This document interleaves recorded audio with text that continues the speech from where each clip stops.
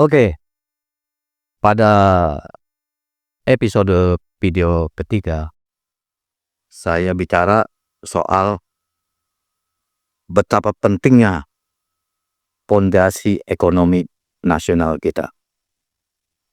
Seperti itu. Dan saya sudah bicara soal ekosistem ketahanan ekonomi rakyat. Di mana perangkat pendukung di bawahnya harus ada yang namanya badan usaha milik warga. Ini sebagai pondasi ekonomi nasional kita, ya, sebagai wujud dari tujuan membangun sistem ketahanan ekonomi rakyat. Tetapi untuk mewujudkan ini, maka Presiden Prabowo Subianto perlu payung hukumnya. Nah, apa yang bisa menjadi payung hukumnya?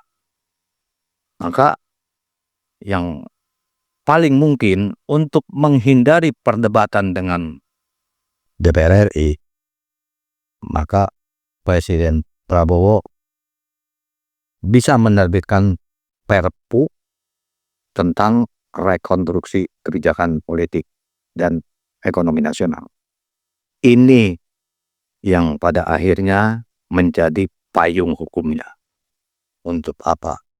Untuk kelancaran pelaksanaan perwujudan ekosistem ketahanan ekonomi rakyat dan pembentukan badan usaha milik warga di setiap kelurahan yang ada di Indonesia. Kemudian saya akan masuk dengan perspektif atau proyeksi, ya, apa saja keuntungan yang akan didapat oleh negara apabila ekosistem ketahanan ekonomi rakyat ini sudah bisa berjalan. Nah, kita semua mungkin masih ingat bahwa pada saat awal Presiden Prabowo terpilih menjadi presiden resmi, jadi presiden, tidak lama kemudian Presiden Prabowo membebaskan 40.000 narapidana di seluruh Indonesia. Pertanyaannya kemudian adalah, apakah 40.000 orang narapidana yang pernah dibebaskan oleh Prabowo ini tidak kembali lagi ke dalam sel penjara, tidak mengulangi lagi peristiwa kriminal yang pernah dilakukan? Ini yang belum saya ketahui. Tetapi dari salah satu contoh gitu, saya bisa mengungkapkan bahwa apabila ekosistem ketahanan ekonomi rakyat sudah berjalan, maka tidak akan ada lagi yang namanya copet, begal, premanisme, dan pemerintah, ya, bukan cuma sekedar membebaskan narapidana, tetapi menutup penjara-penjara yang ada di Indonesia. Itu salah satu keuntungannya. Karena apa? Karena negara sudah sanggup membangun ekosistem ketahanan ekonomi rakyat, di mana badan usaha milik warga ini menjadi fundamental ekonomi masyarakat yang ada di tingkat bawah. Jadi pondasi ekonomi nasional kita benar-benar tertancap ke bawah, terpujam ke bawah, kuat menopang kehidupan negara ini. Jadi pondasinya tidak menggantung di langit.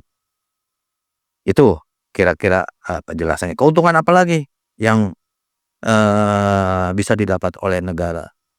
Kalau misalnya penjara sudah ditutup di Indonesia, tidak ada lagi kriminal, ya, tidak ada lagi orang yang menganggur, tidak ada lagi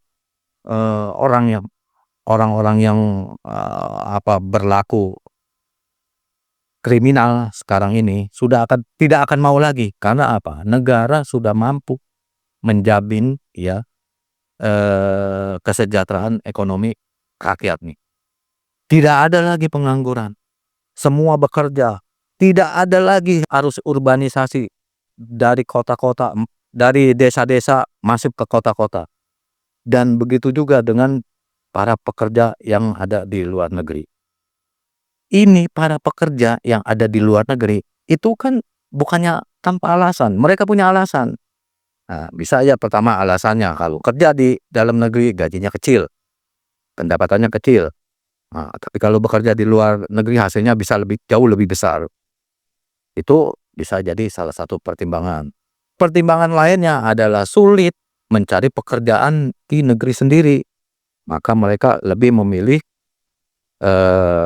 mencari kerja di luar negeri yang banyak membutuhkan tenaga-tenaga kerja, terutama di negara-negara Asia. Itu yang saya pikir bisa jadi keuntungan bagi negara. Artinya apa?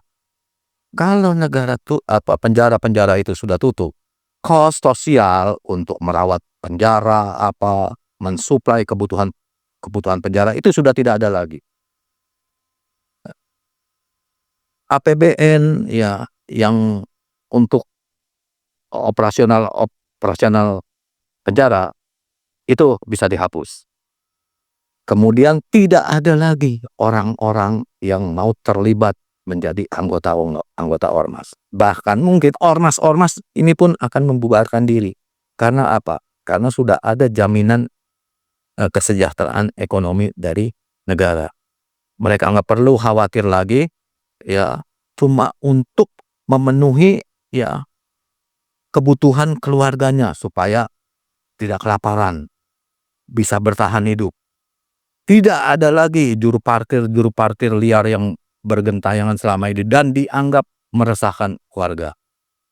Dan masih banyak lagi yang lainnya. Saya tidak bisa mengurai satu persatu di sini mungkin karena keterbatasan waktu. Tetapi saya ingin mengingatkan bahwa pondasi ya sistem ekonomi nasional ini harus segera diubah. Karena menurut hemat saya, pondasi ekonomi ini tidak menancap ke bawah, tidak menopang di bawah, ya, tidak menjadi kekuatan penopang di bawah, ya, karena pondasi sistem ekonomi kita sekarang ini menggantung di atas. Artinya apa? Sangat bergantung kepada oligarki, kepada pengusaha-pengusaha yang sekarang ini dianggap berhasil.